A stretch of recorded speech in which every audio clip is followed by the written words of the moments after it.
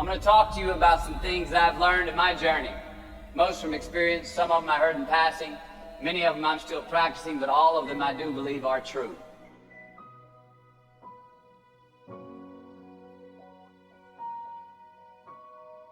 Life is not easy. It is not. Don't try to make it that way. Life's not fair. It never was. It isn't now, and it won't ever be. Do not fall into the trap, the entitlement trap, of feeling like you're a victim. You are not. Get over it and get on with it. So the question that we got to ask ourselves is what success is to us, what success is to you. Is it more money? That's fine. I got nothing against money. Maybe it's a healthy family. Maybe it's a happy marriage. Maybe it's to help others, to be famous, to be spiritually sound, to leave the world a little bit better place than you found it. Continue to ask yourself that question. Now your answer may change over time, and that's fine. But do yourself this favor. Whatever your answer is, don't choose anything that will jeopardize yourself.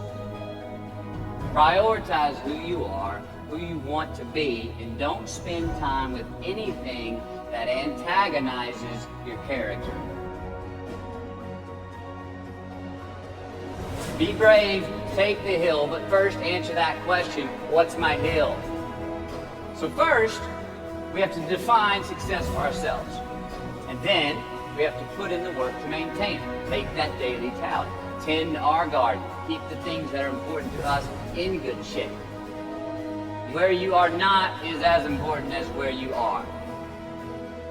It is just as important where we are not as it is where we are.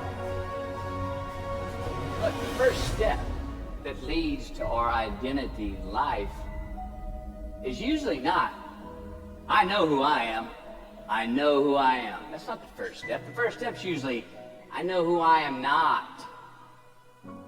Process of elimination.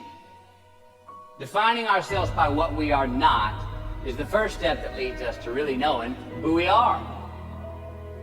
You know that group of friends that you hang out with that really might not bring out the best in you? You know, they gossip too much, or they're kind of shady. They really aren't going to be there for you in a pinch.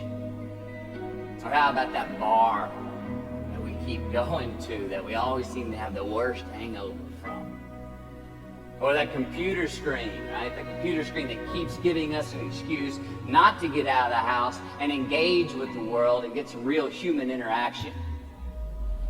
Or how about that food that we keep eating? Stuff that tastes so good going down, it makes us feel like crap the next week. We feel lethargic, we keep putting on weight. Well, those people, those places, those things, stop giving them your time and energy. Just don't go there. I mean, put them down. And when you do this, when you do put them down, when you quit going there, when you quit giving them your time, you inadvertently find yourself spending more time and in more places that are healthy for you, that bring you more joy. Why? Because you just eliminated the who's, the where's, the what's, and the when's that were keeping you from your identity. And trust me, too many options, I promise you, too many options will make a tyrant of us all. All right, so get rid of the excess, the wasted time. Decrease your options. If you do this, you will have accidentally, almost innocently, put in front of you what is important to you by process of elimination.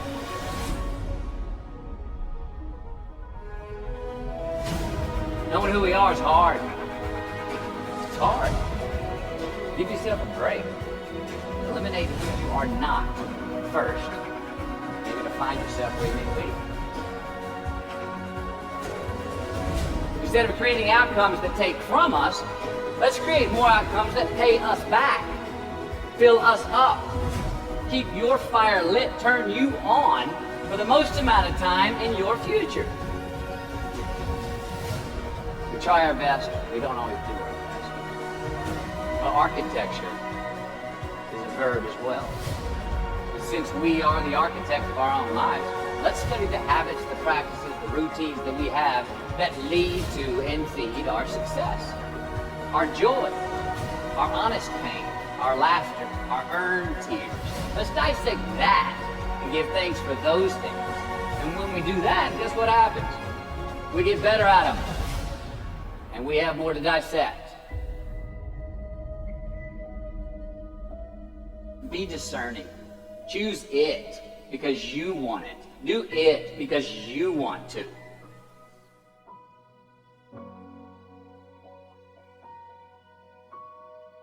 We're gonna make mistakes. You gotta own them. Then you gotta make amends. And then you gotta move on. Guilt and regret kills many a man before their time. So turn the page, get off the ride. You are the author of the book of your life.